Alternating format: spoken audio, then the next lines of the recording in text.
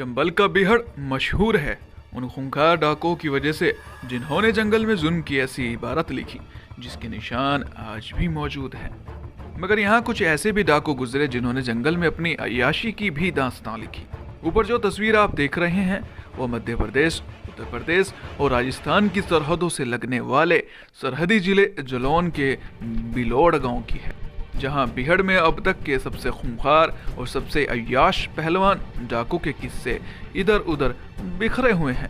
पहलवान डाकू की जिंदगी कई हिस्सों और कई पहलुओं में है, लिहाजा उसकी जिंदगी के हर एक पहलू को बारी बारी से समझना होगा। सबसे पहले आइए जानते हैं कि पहलवान आखिर डाकू पहलवान कैसे बना। बिलोड़ के इस गांव में डाकू पहलवान का जो घर दिख रहा है, इसमें वो अपने 3 और भाइयों के साथ रहा करता था।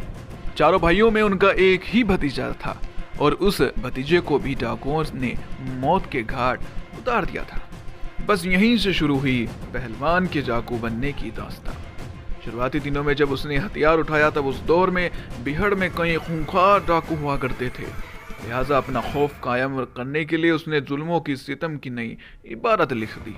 पहलवान का एक नया रूप बीहड़ ने तब दिखा जब उसने 90 के दशक में अलग अलग कई राज्यों से 6 लड़कियों को किडनैप करवा लिया। बिलोड़ के लोग उन दिनों को याद करते हुए बताते हैं कि वो लोग जो कभी उसके साथ काम किया करते थे और अब आम जिंदगी बिता रहे हैं, उन्होंने पहलवान डाकू की अय्याशी अपनी आंखों से देखी थी। कलेक्टर सिंह चौहान 90 के दशक में वो पहलवान डाकू के साथ स्थायी तौर पर काम किया करते थे। उन्होंने अपनी आंखों से देखा था जब पहलवान डाकू अलग अलग शहरों से 6 लड़कियों को उठा लाया था और उसने उनके साथ न सिर्फ रंगेलियां मनाई थी बल्कि उसने एक साथ 6 लड़कियों के साथ शादी भी रचा ली थी। हालांकि गांव वाले ये भी बताते हैं कि कई बार तो लड़कियां खुद अपनी मर्जी से भी आती थी। इनकी अलग अलग वजह होती हैं।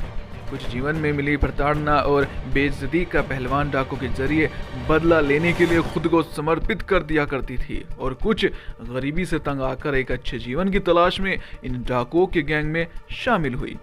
हालांकि इनमें से बहुत कम लड़कियां ही डाकुओं के जरिए दिए जाने वाले डकैती में शामिल होती थी। गैंग में ज्यादातर लड़कियां डकैती के अलावा होने वाले बाकी कामों को अंजाम दिया करती थी। इसके अलावा वो सरदारों को खुश करने का भी काम किया करती थी।